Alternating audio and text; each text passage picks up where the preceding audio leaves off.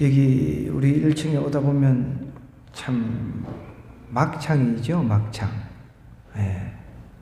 막 비벼가지고 그게 막창인가요? 막창. 막창인가요, 곱창인가요? 막창. 예. 그래서 제가 그 막창이 뭔가 한번 찾아봤더니 그 위 그거를 잘라가지고 이렇게 구워가지고 이렇게 맛있게 이렇게 요리를 해가지고 먹는 거더라고요. 저는 아예 그런 것 자체가 싫고 아예 관심이 없지만 그런 게 정말 맛있다고 그냥 군침을 흘리시는 분들이 참 많더라고요. 오다 보니까 어쨌든 장사가 참 잘 돼요, 그죠? 이 또 불금이라고 하잖아요, 불금. 불타는 금요일. 부으라 마시라 막창에다가 소위를 갖다가 그냥 이렇게 구워가지고 참 세상 사람들은 죄라고 하는 것을 모르기 때문에 부으라 마시라 그렇게 하루하루를 그냥 즐거움으로 살아가는 것이죠.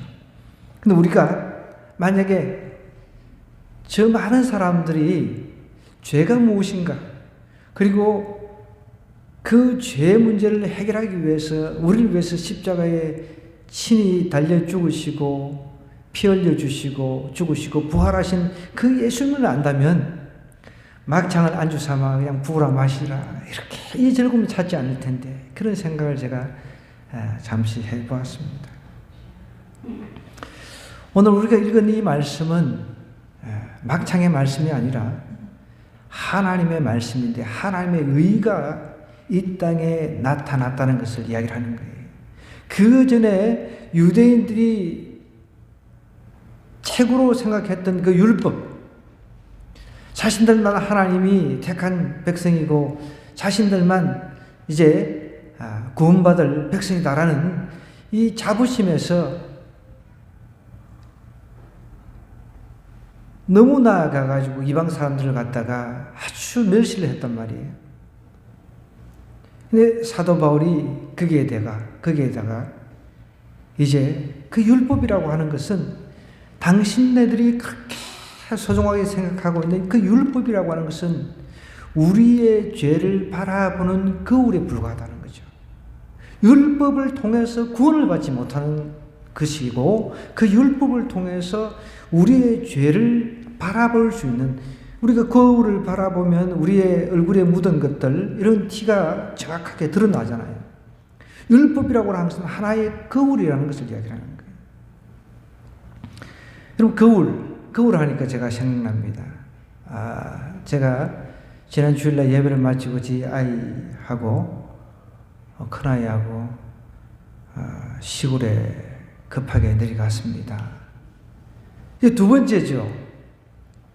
제 아버지가 언제 어떻게 될지 모르니까 또 급하게 내려갔는데, 또 가는 날이 장날이라고 가니까 또 없어요. 또 응급실에, 그러니까 그 주간 금요일에 또 응급실에 이제 너무 이상해가지고 응급실에 들어간 겁니다.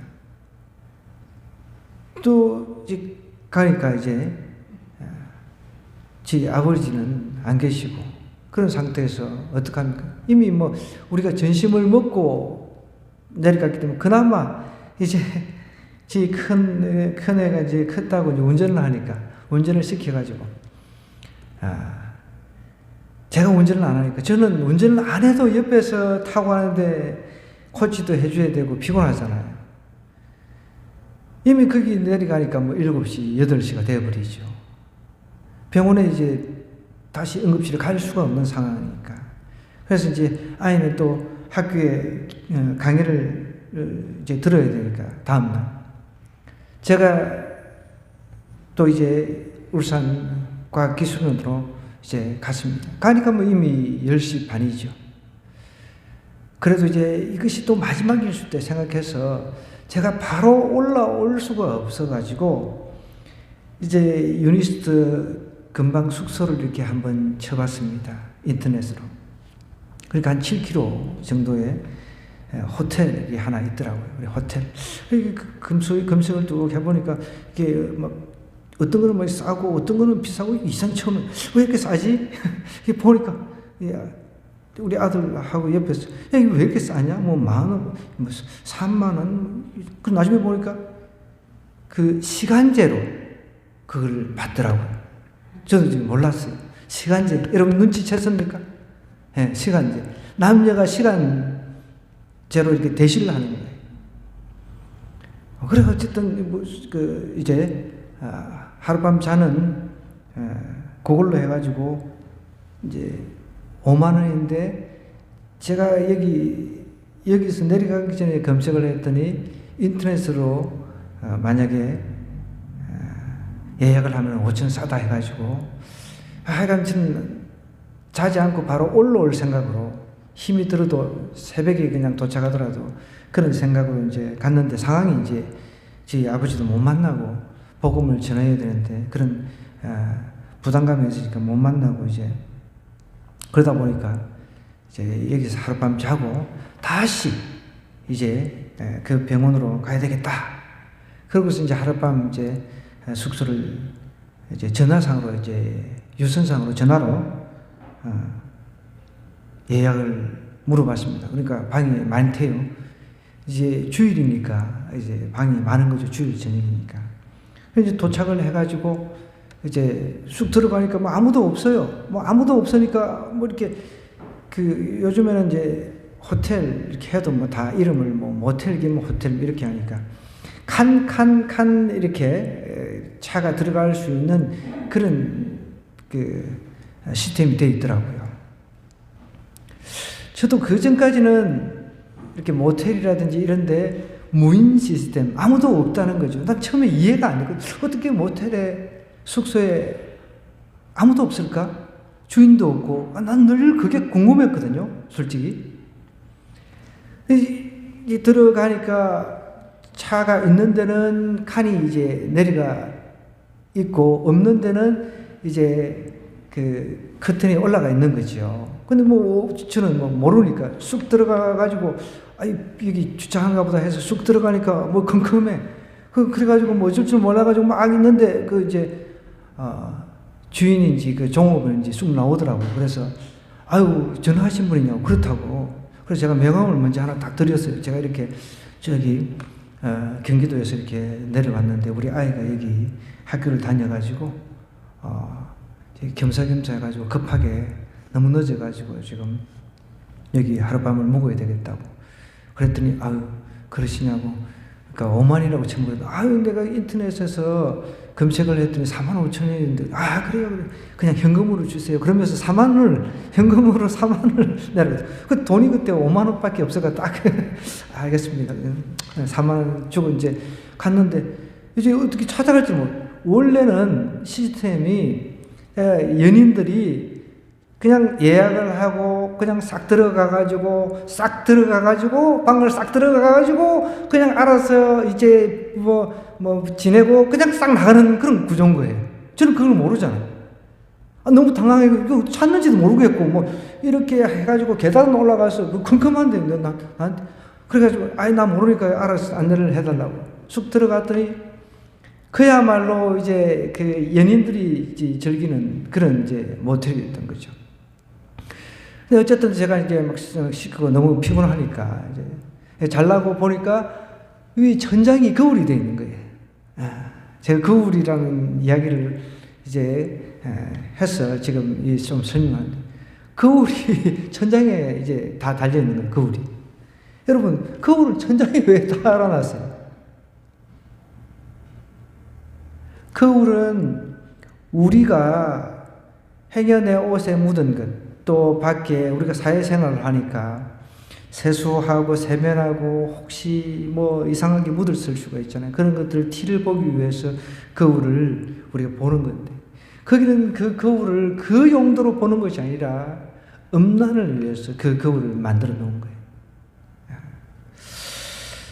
참 좀 씁쓸하죠. 세상 문화가 그런데 여러분 우리는 율법이라고 하는 거울을 통해서 우리의 죄를 볼 줄 알아야 된다는 거예요.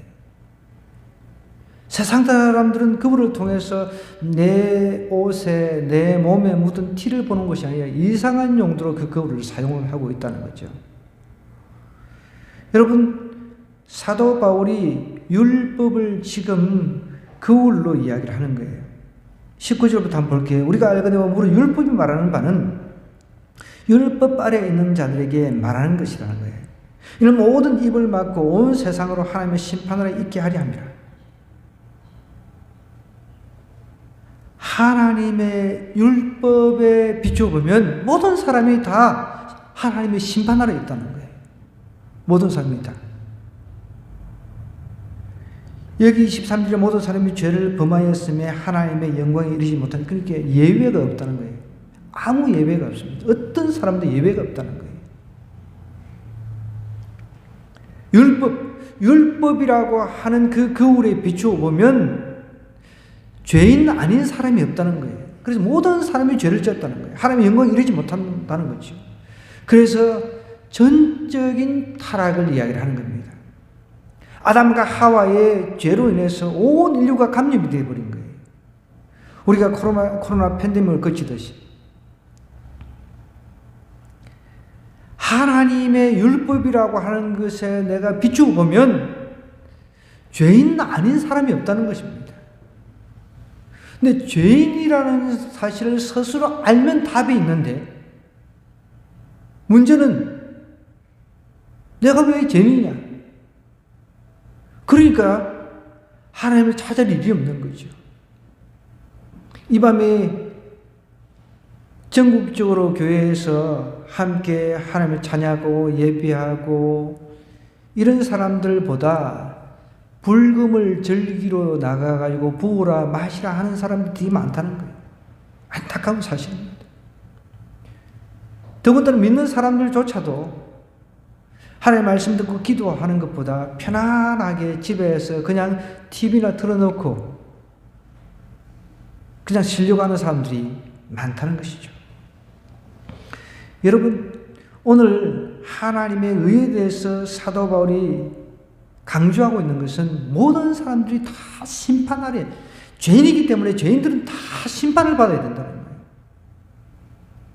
제가 그 다음날 하룻밤을 자고 이게 또 차가 고장이 나가지고 차 문짝이 내려가지를 않아가지고 문짝이 열리지를 않아가지고 이제 또 아는 고향 형님한테 마산에 있는 형님한테 또 전화를 드렸더니 흔쾌히 아는 가사님들을 소개를 시켜줘가지고 아침에 일찍 일어나가지고 또 한 몇 시간을 걸쳐서 차를 달려가지고 이제 차를 수리해가지고 또 친구도 만나고 거기서 또 그 친구 사업하는 또 친구한테 또 기도해주고 또 이제 제 아버지 입원한 요양병원으로 이제 갔습니다. 절차가 요즘은 까다롭잖아요. 실드부터 시작해서 평생 저도 한 번도 저희 가족 중에서 코로나 검사를 안 받은 사람이 저밖에 없었거든요.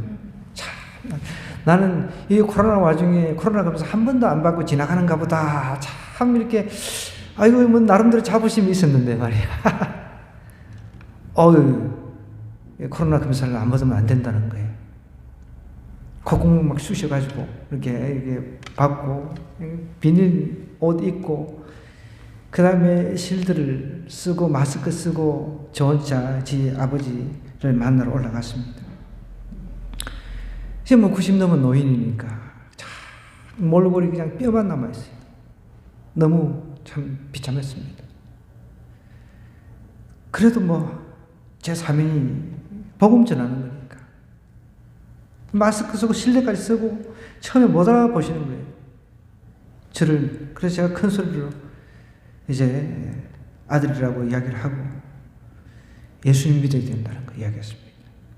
죄에 대해서 이야기를 하고 내 목을 숙이고 귀에 가까이 대고 큰 소리를 해야 되니 또 옆에 혼자만 계신 게 아니라 또 여러 명이 다 죽을 날만 기다리고 있는 요양병원 그 분위기가 그렇잖아요. 그 한 8명 가까이 이렇게 있는데 이제 간호사들은 이 사람이 언제 죽나 요것만 이제 감시하는 거죠, 이제. 그래서 제가 한 번 죽는 것은 사람에게 정해진 것이라. 그 후에는 반드시 심판이 있다는 것을 이야기합니다. 아버지 예수님 믿으십니다. 그래도 의식은 있으시니 끄떡끄떡 하시는 거예요. 그래서 예수님 믿으려면, 예수님 확실히 믿는다면 이제 제사도 안 드려야 된다.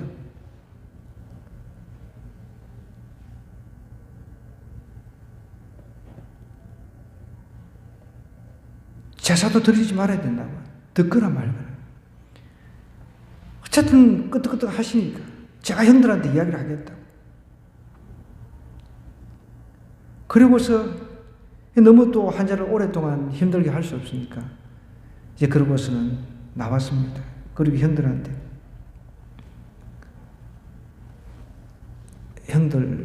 제가 그랬습니다. 나는 목사이기 때문에 아버지가 예수님 믿는 그것이 중요하다. 그리고 고개를 끄덕거리면서 내가 제사 문제에 대해서 이야기를 했는데 끄덕끄덕 했으니까 형들 알아서 참고하라. 그럼 되게 화를 내고 난리를 칠 것 같았는데 다들 그 부분에 대해서 크게 알았다는 식으로 이렇게 이야기를 하더라고요. 그러고서 이제 올라왔습니다. 여러분, 사람이 자신이 죄인임을 알면 내가 죽음을 앞에 둔 사람 입장에서는 죽음 이후에 뭔가 있다, 두 길이 있다라는 것을 정확하게 아는 사람이라면 인생 함부로 살 수가 없는 거예요.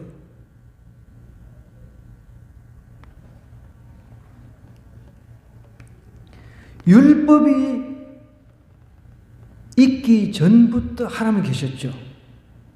하나님께서 우리에게 율법을 주신 것은 이 율법을 통해서 우리가 그 길을 거울 삼아 우리를 비추어서 우리는 율법이라고 하는 거울에 비춰보면 죄인일 수밖에 없구나, 죄인일 수밖에 없구나, 이것을 우리 보고 깨달은 거예요. 자, 그러면 이 율법을 통해서는 구원을 받을 수 없기 때문에 하나님께서 예비하신 하나님의 의, 하나님의 기준, 옳을 의, 제가 한번 설명을 했습니다. 양자, 한문으로 보면 양자가 나오죠? 양자. 그죠? 양자가 나옵니다. 그 다음에 아자가 들어가면 밑에. 양이 나를 위해서 돌아가셨다는 거예요. 예수님이 어린 양이 되셔서 이 죄 문제를 해결해야 되기 때문에 나를 위해서 죽어주셨다는 거예요. 너무 간단한 이 복음입니다.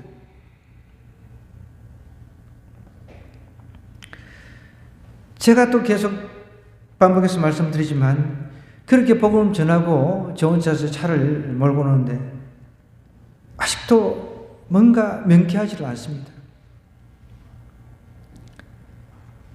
환자는 끄떡끄떡 하면서 이렇게 동의를 했을지라도 정말 좀 확실하게 나아가지고 다시금 제대로 된 복음을 전해가지고 사례도 받고 좀 그런 날이 있으면 참 좋겠다. 이제 또 하나 그런 소망이 생겼습니다. 여러분, 하나님 안에서 모든 사람은 다 이제 죄인이란 말이죠. 하나님의 영광에 이르지 못하기 때문에 어느 누구도 예외 없이 하나님 앞으로 나갈 수가 없는 거예요. 천국으로 갈 수 있는 길이 없었단 말이에요.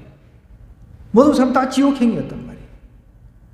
그런데 그 하나님의 의라고 하는 양이신 예수님께서 우리를 위해서 이 땅에 오셨다는, 인간으로. 그래서 우리를 위해 죽으셨다는 거예요. 이 복음의 핵심입니다. 곧 22절에 보면 이제 21절부터 율법 위에 하나님의 한 의가 나타났으니 뭐라고 이야기를 하고 있습니까? 율법과 선지자들에게 이미 증거를 율법에서도 이 예수님에 대해서 이야기를 했단 말이에요. 근데 율법의 핵심도 예수님인데 이 유대인들은 율법을 잘 지킨다고 하면서 정작 그 핵심, 가장 율법에서 강조하는 그 예수님을 쏙 빼버리는 거예요. 안 믿는 거죠. 또 선지자들도 앞으로 반드시 우리를 구원할, 죄에서 구원할 메시아가 온다라고 선지자들이 얼마나 많이 와서 이야기를 했냐는 거예요. 그런데도 안 믿었어요?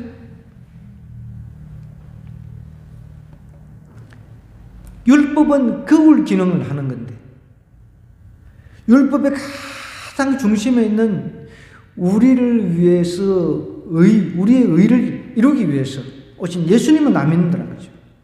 그러면서 모든 사람이 죄를 범하였음에 답을 이야기하는 거예요.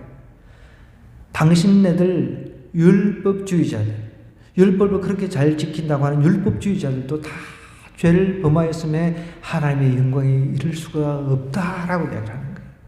이방인들도 예외 없이 누구나. 그러면서 24절에 볼까요? 예수님 안에서 그리스도 기름 부은 자 예수님 안에서 죄에서 우리를 구원하실 그분 안에 있는 속량 대신 값을 이제 쳐주고 이제 우리를 사면을 시킨 거죠. 우리의 죄값을 예수님께서 대신 죽어주시고, 속량이라고 하는 뜻이 그것입니다. 예수님께서 우리 대신 죽어주신 거죠. 값을 치준 거죠. 이 죄값을 치를 수 있는 사람은 이 세상에 없습니다. 하나님밖에 없단 말이에요. 그것이 속량인 거예요. 하나님께서 우리의 죄를 예수님을 통해서 대신 죄값을 치르게 하셨다는 거예요. 이게 핵심인 거예요. 이 핵심을 쏙 빼놓고 하나님 믿는다고, 하나님 잘 믿는다고 그러는 거죠. 여러분, 이 핵심을 제대로 깨달으면 우리가 하나님을 두려워하지 않을 수가 없고, 또 한편 하나님께 감사하지 않을 수가 없는 거예요. 여러분, 요즘에 사람들이 코로나 때문에 우울증도 많고, 하여간 좀 그래요. 우울증. 이게 참 우울증이라고 하면 굉장히 무섭잖아요. 자살로도 이어지고. 결국은 비대면이니까 사람은요, 만나야 돼요. 사람들은 자꾸 만나야 돼요. 만나야 역사가 일어나는 거예요. 남자에서도 만나야 연애가 일어나고 결혼하고 애도 낳고 하는 거죠. 자기 혼자 살다가 자기 혼자 그냥 죽으면 그게 역사가 일어나나요? 결국은 대면이 일어나야 되거든요. 근데 혼자 있다 보니까 우울증이 생긴 거죠. 그래서 많은 문제가 이제 생기고 있는데, 여러분, 많은 상담 신학자들이 이제 이야기하는 게 그겁니다. 우울증에는 답이 딱 정해져 있다는 거예요. 감사와 기쁨. 날마다 감사하는 거죠. 매 순간 감사하는 거죠. 기쁘게 사는 거죠. 어떤 우리의 빈부 그런 것을 떠나가지고 날마다 하나님과 관계에서 하나님 앞에 감사하고 기쁘게 살면 이게 이 우울증 그 자체가 도대체 그 사람 안에 머물 수가 없다는 거죠. 저도 충분히 동의를 합니다. 왜냐하면 그건 성경이 말하고 있는 거기 때문에. 범사에 감사를 했잖아요. 범사에. 그죠? 그 예수님 안에 하나님의 의라고 하는 그 예수님을 믿는, 하나님의 새로운 기준인 예수 그리스도를 믿는 사람은 그 안에 감사와 기쁨이 있을 수밖에 없는 거예요.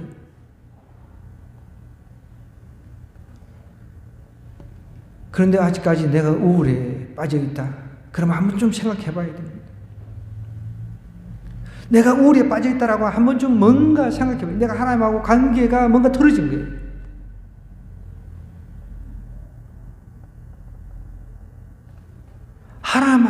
하나님과의 그 관계에서 내가 틀어졌기 때문에 우울한 거예요. 여러분 생각해 보십시오. 부부든 또 자녀 사이의 관계든 연인 사이의 관계든 관계가 틀어지면 어때요? 기분 좋아요? 기분 되게 안 좋죠. 그렇잖아요. 그 어떤 관계가 막혀버리면 기분이 안 좋단 말이에요. 그래서 감사와 기쁨, 그리스도 예수 안에서 감사와 기쁨을 살면 이 우울증이 다 날아가는 거예요. 믿습니까, 여러분? 그 모든 사람이 이제 죄를 범했기 때문에 하나님 인간이 이러지 못하는데 그런데 예수님 안에 있는 속량으로 말미암아 하나님의 은혜로 값없이 의롭다 하심을 얻었다는 거예요. 이제 우리는 그 전까지는 율법을 가지고 이제 거울로서만 죄를 볼 수 있지만 이제는 아니다. 이제는 하나님의 새로운 표준 의가 나타났다. 그분이 우리를 위해서 우리의 죄값을 다 사주셨다. 여러분, 그래서 구원이라고 하는 것은 값싼 구원일 수가 없는 거예요. 값싼 구원일 수가 없는 거예요. 구원을 내가 받았다라고 믿는 사람들은 그냥 있을 수 없는 거예요. 여러분, 제가 보십시오. 저희 아버지, 참 어떻게 보면 저는 아버지한테 상처를 참 많이 받았어요. 저도 지금 우리 아이들한테 상처를 주고 있을 수가 있습니다. 늘 또 혼내고. 근데 이런 수준이 아니었어요. 학교 갔다가 늦게 오면은 그냥 작대기로 그냥 두들기고. 또 운다고 한참 이제 못 신기 직전에 이제 논을 갖다가 이제 갈아엎어 놓고 물을 대 놓는 그런 상황인데 거기다 집어 던져버려요. 또 운다고 비 오는데 거기서 울으라고 하면서 원을 아예 딱 걸어줍니다. 제가 그거를 왜 기억을 합니까? 너무 그때 어릴 때 상처를 많이 받은 거죠. 우리 아이들도 엄마한테 아빠한테 혼난 거 이런 것들 나중에 다 커서 다 기억이 날 겁니다.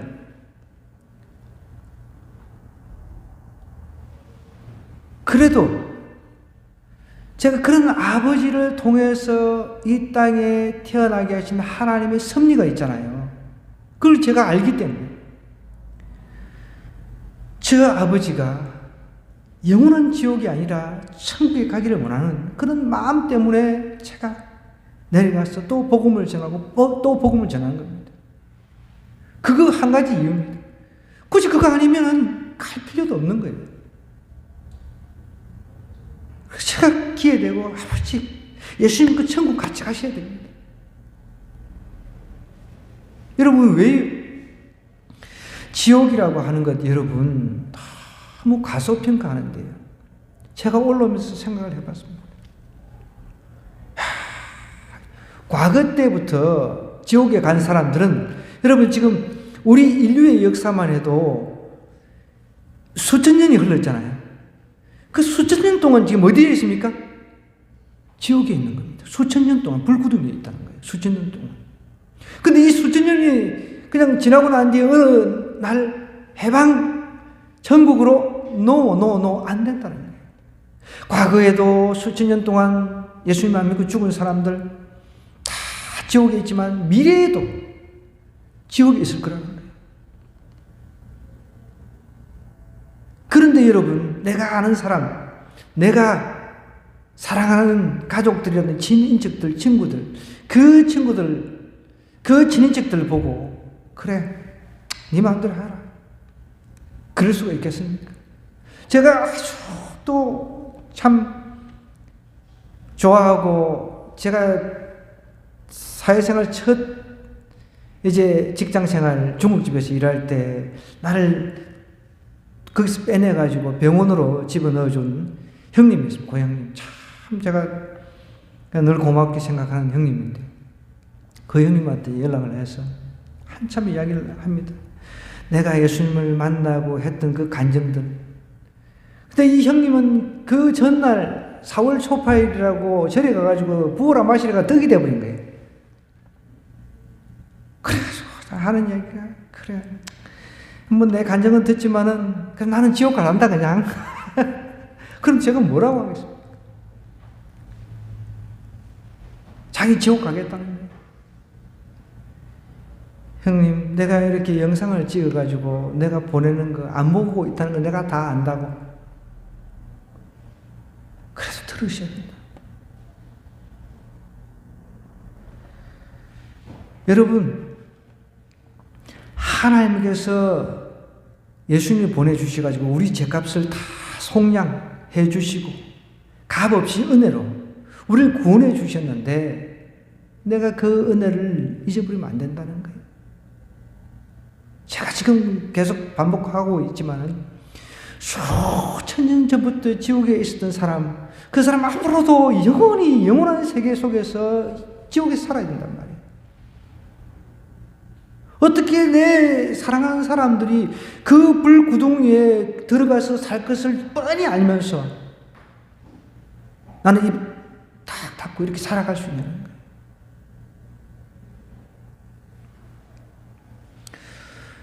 저도 하나님을 인격적으로 만났기에 이런 부분에 있어서는 열심히 특심입니다. 사도 바울도 이 부분에서 열심히 특심이었어요. 25절 참 중요한 말씀입니다. 같이 한번 읽어볼까요? 이 예수를 하나님이 그의 피로써 믿음으로 말미암는 한국 제물로 세우셨으니 이는 하나님께서 길이 참으시는 중에 전에 지은 죄를 간구하심으로 자기의 의로우심을 나타내 하십니다. 이제 그 전에 우리 인간과 하나님과의 사이가 막혀버렸단 말이에요. 그런데 하나님이신 예수님, 인간의 죄를 없이 하기 위해서 오실 분은 하나님이셔야 하고 또 인간으로서도 죄가 없는 사람이어야 된단 말이에요. 그 조건을 완벽하게 갖춘 예수님께서 오셔서 이제 오랫동안 하나님께서 참으시고 이제 우리가 지었던 죄를 간과하시면서 자기의 의로우심을 예수님을 통해서 이제 나타내셨다는 거예요. 곧 이때 자기의 의로우심을 나타내서 자기도 의로우시며 또한 예수 믿는 자를 의롭다 하려 하십니다. 여러분, 하나님은 공의의 하나님이세요. 그죠? 공의라고 하는 것은 죄를 지면 심판을 하는 거예요. 만약 모든 사람들이 하나님은 사랑이신데 일정한 그 기간 동안 지옥에 보냈다가 어느 순간에 한 수만 년 지난 뒤에 다시 풀어주실 것이다. 다 천국을 보내. 이렇게 주장하는 아주 맛이 간 신학자들도 있습니다. 그러려면 우리가 예수님을 왜 믿어요? 그러려면 예수님이 이 땅에 왜 오셔야 됩니까? 그러려면 예수님께서 십자가에 힘들게 우리를 위해서 피를 흘리실 이유가 없잖아요. 이런 데 속으면 안 되는 거예요. 지옥은 소망이 없는 곳이에요. 아예 소망 자체가 없는 거예요. 그래도 제가 저희 아버지 이야기를 계속 하는데 다 필요하니까 들어주세요. 그래도 형님들은 이제 병원에 입원해서 또 조금이라도 다만 호흡은 지금 좀 하시니까 다만 며칠이라도 하루 병원비만 해도 20만 원씩 나옵니다. 다만 며칠이라도 살게 하신다는 거예요. 살게 하시기 위해서 20만 원씩 들어가지고 근데 나야 돈이 없으니까 나는 그거를 흔쾌히 동의를 할 수도 없고 이랬다 저랬다 저는 할 수 있는 상황은 아니니까요. 저한테 관심은 그게 아니었습니다. 하루 더 사는 게 중요한 게 아니라 며칠 더 사는 게 중요한 게 아니라 한 사람이 예수님을 영접하느냐 하지 않느냐 그게 제 관심사였으니까. 너무너무 중요하더란 거예요. 하루 더 살아가지고 지옥 가는 거하고 내가 오늘 하루를 덜 살아서 예수님을 영접해서 진정한 의로우신 그분을 내 마음에 영접하는 자 곧 그 이름을 믿는 자는 하나님의 자녀가 되는 권세를 주신다 그랬잖아요. 바로 죽어도 해피엔딩의 인생 아닙니까? 그런데 지금 호흡을 자가호흡도 안 하고 이제 마스크를 쓰다가 겨우 이제 호흡기를 뗐는데 언젠가는 이제 돌아가신단 말이에요. 언젠가는 죽는단 말이에요. 내가 호흡을 며칠을 더 한 것하고 안 한 것하고 예수님이 빠져버리면 그 아무 의미가 없는 겁니다. 그걸 우리가 알아야 된다는 거예요. 사도 바울은 이것을 너무너무 아주 강력하게 표현을 하고 있는 거예요. 그런데 자랑할 데가 없다는 거예요. 무슨 법으로냐 행위로냐 아니라 오직 믿음의 법. 그래서 우리의 의의 기준이 되신 이 예수님이 왔기 때문에 율법이 기준이 아니라 예수님을 어떻게 해요? 믿기만 하면은 구원을 받는다는. 그래서 이신칭의라고 하는 사자 성어가 나온 겁니다. 몸으로써 이런 뜻입니다. 믿을 신자입니다. 믿음으로써 칭한다는 거예요. 의인이라 칭함을 받는다는 거예요. 그래서 종교개혁자들이 이 로마서의 이신칭이라고 하는 것, 이신칭이라는 그 단어는 없습니다. 성경에. 이게 이신칭인 거죠. 믿음으로써 오직 구원을 받는다는 거예요. 행위가 아니라.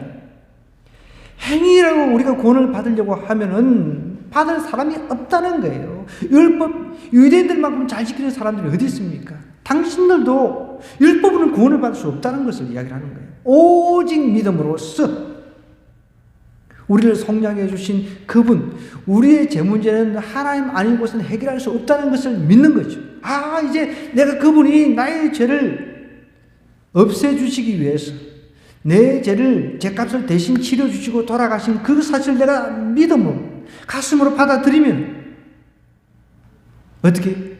입으로 이제 시인을 하게 되어 있는 거예요. 그래서 제가 아까 전에 저희 아버지를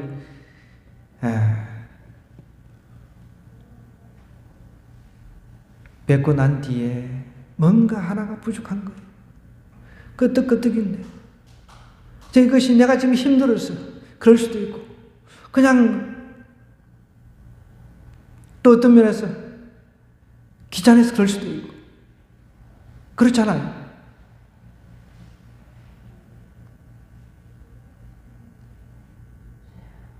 우리 홍 집사님 아버님 돌아가실 때 아버님 믿고 돌아가셨어요? 안 믿고 돌아가셨어요? 그 전에 안 아프실 때, 집에 계실 때 계속 복음을 전했고 믿으시겠다고 대답을 하셨고, 네.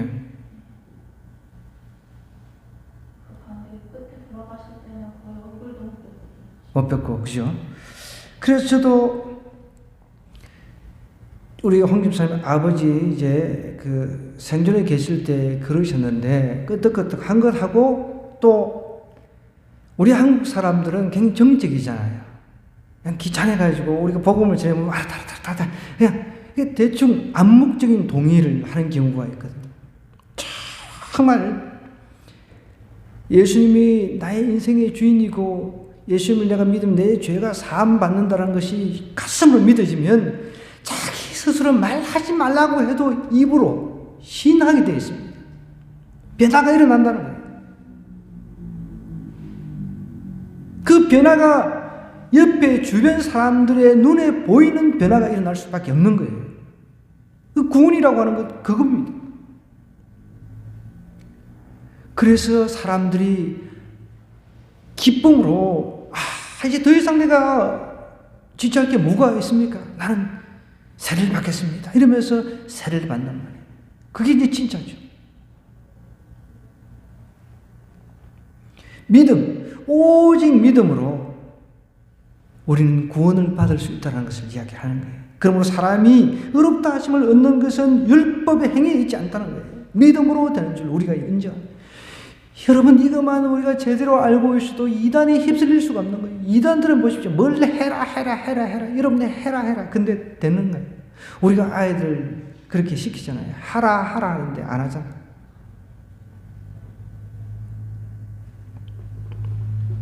오직 마음으로 믿는 거예요. 마음으로 믿어 의에 이른다는 거예요. 마음으로 믿어가지고 진정한 의인이 되는 거예요. 입으로 시인해가지고 그런데 정말 나는 죄인일 수밖에 없었네. 이런 죄인이 아직도 살아있네. 감사합니다. 하나님의 은혜입니다. 여러분, 그러면 어떻게 돼요? 죽기 직전에도 자녀들 다 불러가지고, 야, 나 그동안 이렇게 한평생 살아왔는데 내가 정말 죄인인 줄 몰랐다. 다 불러라. 첫 번째, 두 번째, 세 번째, 네 번째, 너 다 예수 믿어. 다 예수 믿어. 이렇게 유언을 해야 그게 진짜 믿는 겁니다. 그렇지 않나요?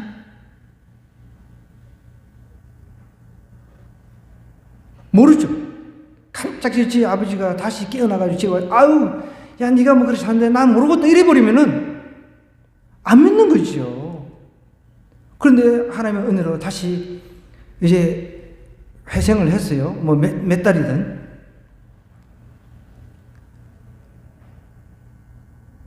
그때 되면 제가 내려가서 세례도 베풀고 이렇게 하겠지만 만약에 정말 가슴으로, 마음으로 믿어서 정말 이제 의인이 됐습니다.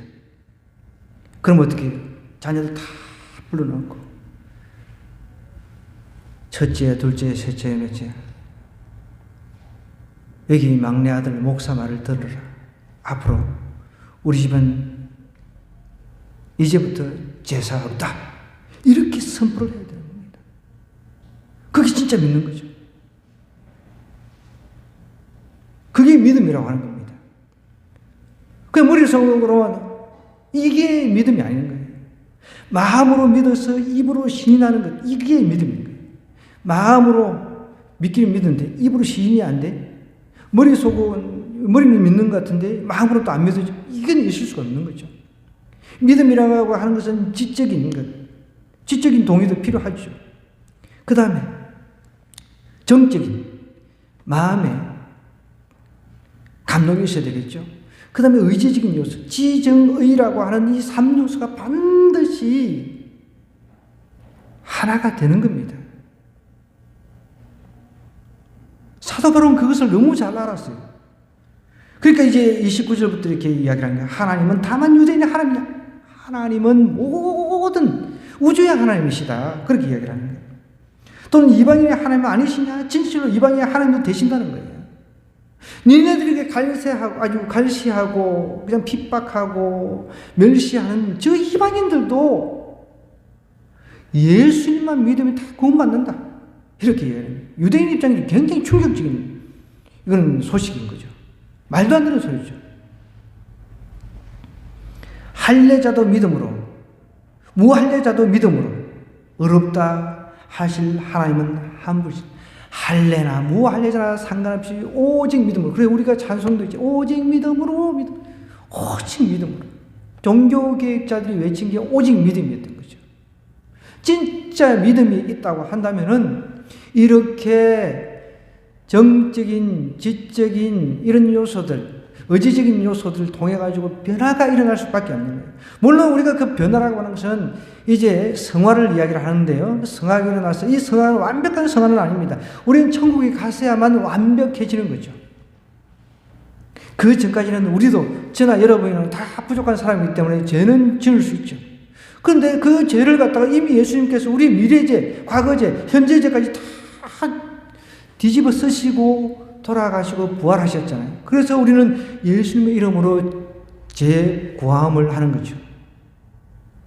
누구한테 가서 중세시대 신부들한테 가서 제가 이를 지었으니까 용서해 주세요. 이럴 필요가 없는 거죠. 하나님 제가 이런 죄를 지었습니다. 용서해 주세요. 그러면 마음에 평안이 찾아오는 거죠. 그런즉 우리가 믿음으로 말미암아 율법을 파괴하느냐? 그럴 수 없다는 거예요. 도리어 율법을 굳게 세운다. 자, 그렇지만 믿음으로 모든 것이 끝나는 게 아니라 믿음을 통해서 율법을 더욱더 완성시켜 나간다라는 이야기를 하는 거예요. 율법의 마침표가 예수님이에요. 완성자 되세요. 자, 율법 생각하기 전에 예수님 때문에 아까 전에 우리가 은혜로 속량을 받았어요. 그죠? 은혜로. 하나님의 은혜로 우리가 구원받았어요. 자, 구원받았으니까 어떻게 저걸 딱 보니까 너는 나 외에 어떻게 다른 신을 섬길 수 있냐는 거예요. 맞죠? 정말 은혜로 구원받은 사람이 아들아 내가 그걸 옛날에 몰랐네. 그러면 다 니네 형제들 다 불러 모아라. 이제는 우리 집은 예수님 믿는 집안이 되어야 된다. 이렇게 선포를 해야 됩니다. 자, 둘째로 볼까요? 어떻게 우상을 만들겠습니까?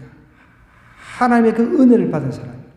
세 번째, 어떻게 망령되이 일컫겠습니까? 어떻게 이제 오늘날 이제 우리 주일입니다. 주일을 팽개치고 마음대로 세상 사람들하고 먹으라 마시라 놀러 다니고 날씨 맑다고 돌아다니겠습니까? 또 어떻게 하나님의 은혜를 받은 사람이 하나님의 은혜를 통해서 부모를 만나가지고 세상의 빛을 본 사람인데 부모를 어떻게 공경하지 않겠습니까? 어떻게 하나님의 형상으로 지금 받은 우리가 하나님의 은혜를 받았는데 하나님의 형상인 인간을 갖다 살인할 수 있겠습니까? 어떻게 하나님이 계신데 간음을 하겠냐는 거예요. 하나님이 없으니까 아까 전에 제가 서두에 그랬죠. 모텔 같은데 참 진짜 우리 아이들 있어가지고 참 다른 말은 제가 못하겠어요. 정말 어떻게 간음을 하겠냐는 거예요. 자, 그 어떻게 도둑질을 하냐는 거예요. 어떻게 이웃에게 거짓 증거를 합니까? 어떻게 이웃의 집을 탐할 수가 있습니까? 하나님의 은혜를 받은 사람은 저거를 보니까 더 지킬 수밖에 없는 거죠. 이해가 되나요? 그걸 지금 사도 바울이 이야기를 하는 거예요. 율법이 이렇게 폐해졌기 때문에 내 멋대로 살. 그 희한한 이제 구원파가 이제 그걸 주장하는 거예요. 말도 안 되는 아주 그러니까 기본 중에 기본도 안 돼 있는 거죠. 내가 하나님을 이제 만났어요. 인격적으로 만났어요. 더 조심하는 거죠. 갔어요. 신호등 하나도 더 지키려고 애를 쓰고.